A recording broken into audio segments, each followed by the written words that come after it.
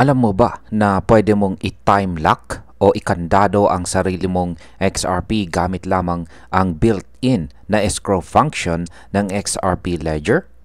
Oo, totoo po yan. Isa ito sa mga underrated pero napaka-powerful na features na XRP na hindi pa masyadong ginagamit ng maraming mga hodlers. Ngayong taong 2025, mas pinapansin na ito ng community, lalo na ng mga seryosong investors na gusto ng long-term growth at financial discipline.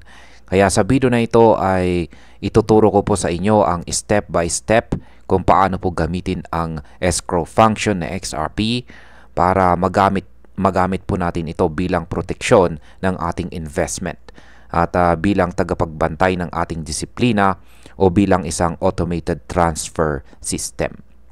Ayan, pero bago po tayo magpatuloy, ay pakibasa na lamang po muna ang disclaimer dito po sa ibaba ng ating screen. Ayan, bakit nga ba mahalaga ang escrow function ni XRP? Ayon po kay Ginoong Jake Claver, siya po ang Managing Director ng Digital Ascension Group. Ito raw ay parang isang digital na alkansya.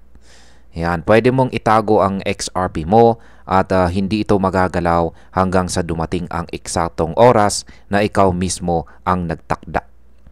Halimbawa ay kung gusto mong magtabi ng 10,000 XRP para sa 2028 bilang iyong retirement plan, pwede mo itong ilak ngayon gamit ang XRP Ledger mismo. Hindi mo na kailangan ng third-party wallet o custodian. Wala ng middleman, wala ng dagdag bayad. Ngayon ay paano po ito ginagamit ni Ripple? Yan, inspirasyon sa DIY escrow. Si Ripple mismo, ang kumpanya po sa likod ng XRP, ay gumagamit ng escrow simula pa noong taong 2017. Noon ay nilak po nila ang 55 billion XRP para hindi agad maibenta sa market.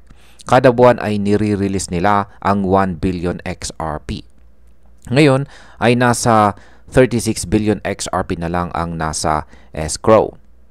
Ibig sabihin ay disiplinado po sila sa pagpapalabas ng supply at may transparency dahil kita ito sa ledger.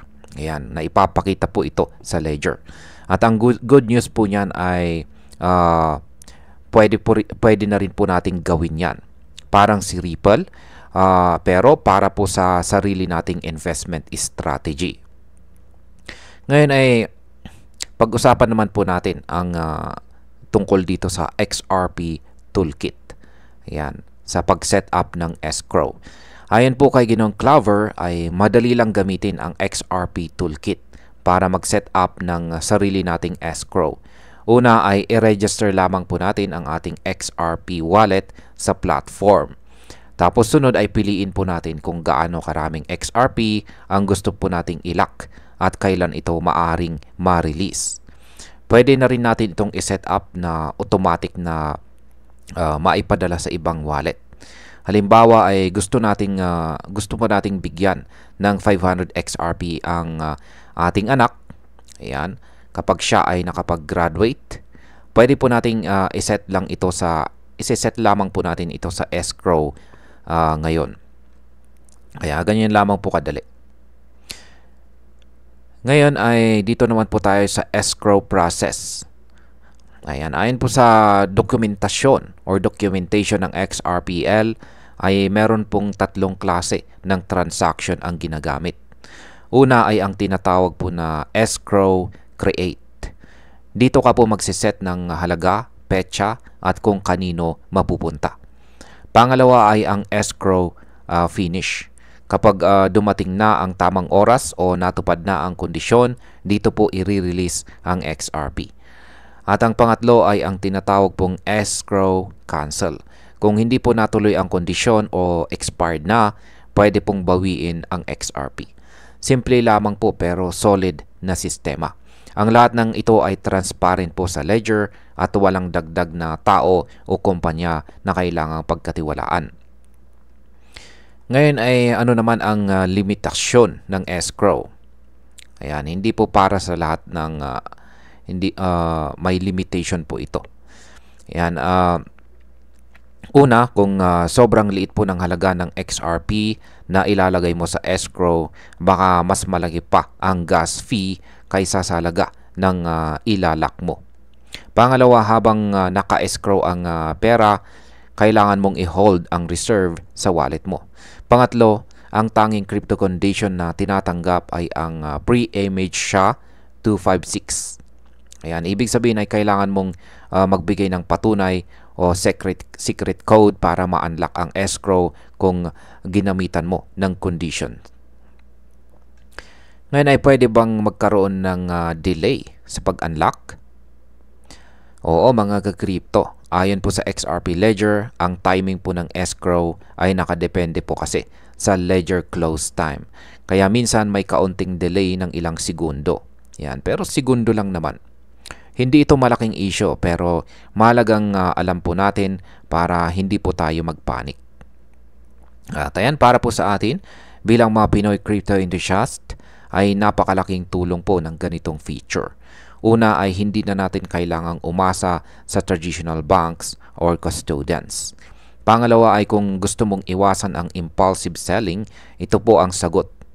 Imagine mo na lang, may 5,000 XRP ka na balak mong gamitin sa business after 3 years.